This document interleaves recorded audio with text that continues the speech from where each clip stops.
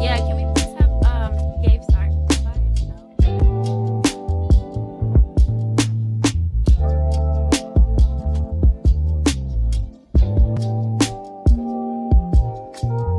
Erykah Badu didn't just drop a classic album.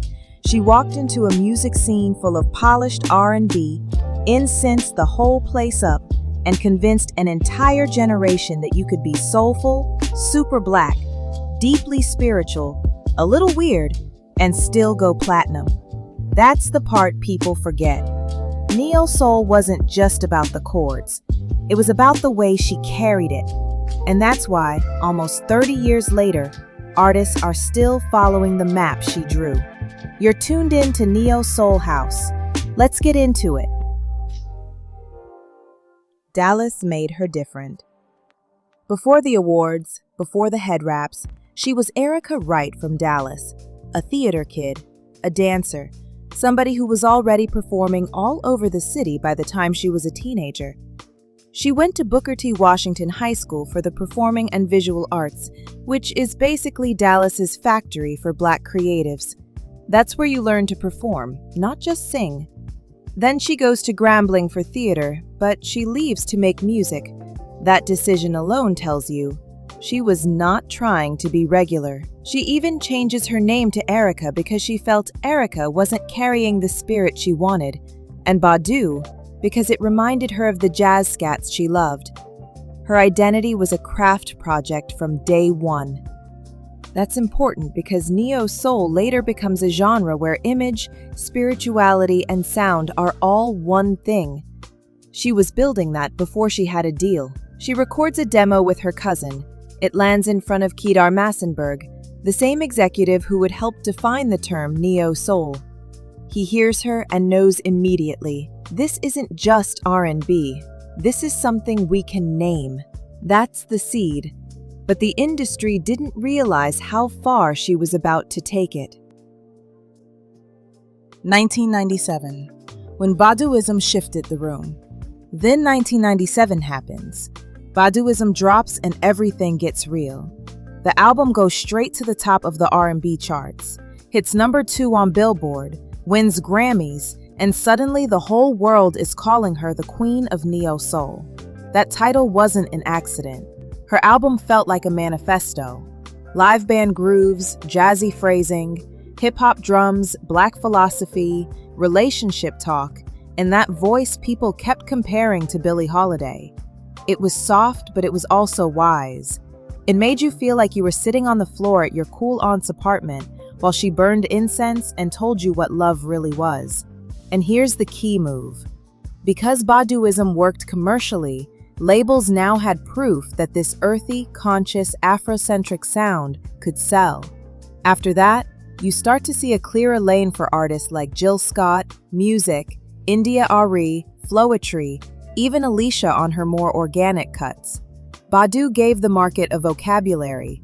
She made it safe to not sound like whatever pop R&B was doing that week. But her music wasn't the only thing people copied. The look, the aura, the Priestess energy. The 90s gave us a lot of R&B glam, but Badu came out with towering head wraps, big jewelry, Ankara prints, oversized coats, and talked like your neighborhood herbalist. That visual was so strong, it became shorthand for I'm deep, I'm soulful, I'm woke. Fashion writers still bring her up in 2024 because her style was never just costumes. It was culture and ancestry on display. That's why she gets honored as a fashion icon nearly 3 decades later. And here's where the blueprint part is obvious. A lot of singers made great music, but they didn't build a world.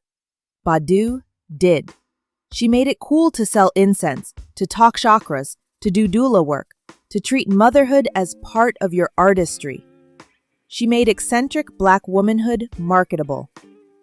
After that, if a new girl came out singing over live bass with a head wrap, people would literally say, oh, she's on that Erykah Badu vibe.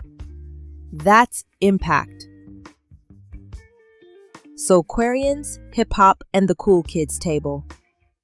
When she linked with the roots in that whole Soulquarians orbit, D'Angelo, Common, James Poyser, she showed that neo-soul didn't have to stay in an R&B box. She sings on You Got Me, it wins a Grammy, and suddenly, she's not just the queen of some niche genre, she's the singer rappers want, because she brings credibility and warmth at the same time. That blend of live instruments, poetic R&B, and hip-hop rhythm becomes the template for a ton of later music, from neo-soul bands to lo-fi, to the whole vibe room sound you hear on YouTube now. She proved you could be soft and still belong in the cypher. This is also why later alt R&B artists, the ones who sing over Dilla-ish drums and talk about crystals and love, all feel like her grandchildren. They didn't all copy her songs, they copied her freedom. But there was another piece of the myth people were obsessed with. Add your voice below, tap like, and subscribe to Neo Soul House. Back to the story. The Badu effect on artists. Why do all the geniuses date her? Fans noticed something. Really creative men kept orbiting Erykah Badu. Andre 3000, Common, the DOC, J Electronica. That's not regular. People started saying, joking but not joking, that being with Badu was like going to some spiritual boot camp for artists. Even Outkast's Ms. Jackson, one of the biggest records of the 2000s, is tied to her because of her relationship with Andre. She became this symbol of the muse, the woman who could see the genius in you and pull it out. We don't have to get messy here. We can just say her personal life added to the legend. It made her look like the source, the person artists went to when they wanted to level up. And when artists start treating you like that, new singers pay attention.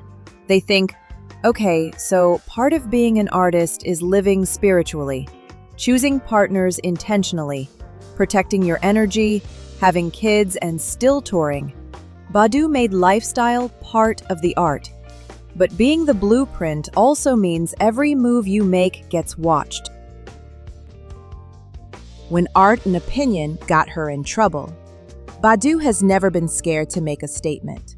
The window seat video, where she walked through Dealey Plaza and ended the scene unclothed, that was classic Badu. Part protest, part healing ritual, part I dare y'all to say I can't. It caused a stir, but it also reminded people that her body and her creativity were not separate. Both were tools to communicate. Then, years later, when she made those comments about praying for R. Kelly during a show, a lot of people didn't like it. She later clarified she wasn't excusing anything, just saying she believes in sending love even to people who've done wrong. But it still got headlines. That's what happens when culture sees you as a spiritual leader. Folks want you to take the exact same stance they take. So if you're doing YouTube content about her, this is a gold section. It shows she's not a safe artist. She's a principled artist. And principled artists stay relevant because people argue about them. Yet, even after the backlash, something wild happened. The legacy. Everybody borrowed. By the 2000s and 2010s, you could hear pieces of Erykah Badu everywhere.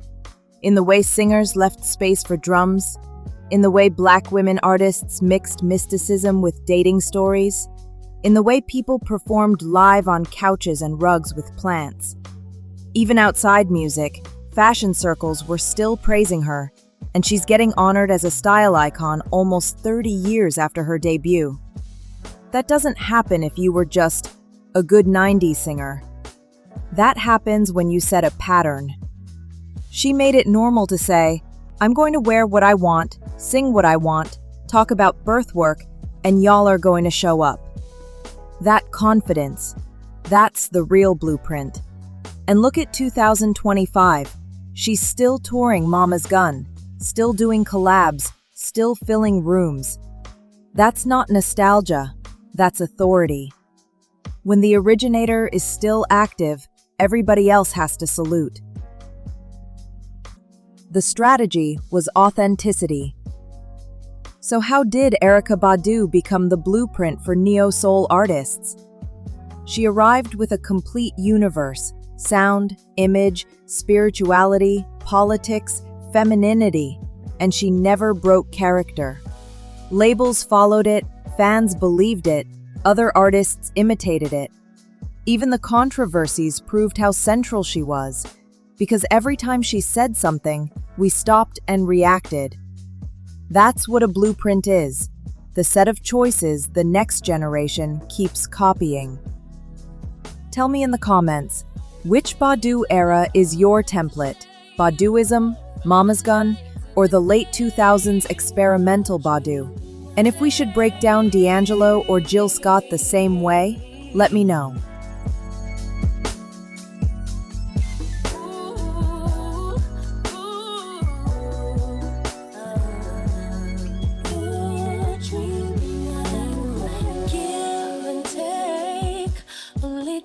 Enough to swallow the pain, drown the pain until it all should away. From the night to the day, you forgive my mistake. It becomes another habit to break. I'll replay it till the guilt turns to shame. From the night to the day.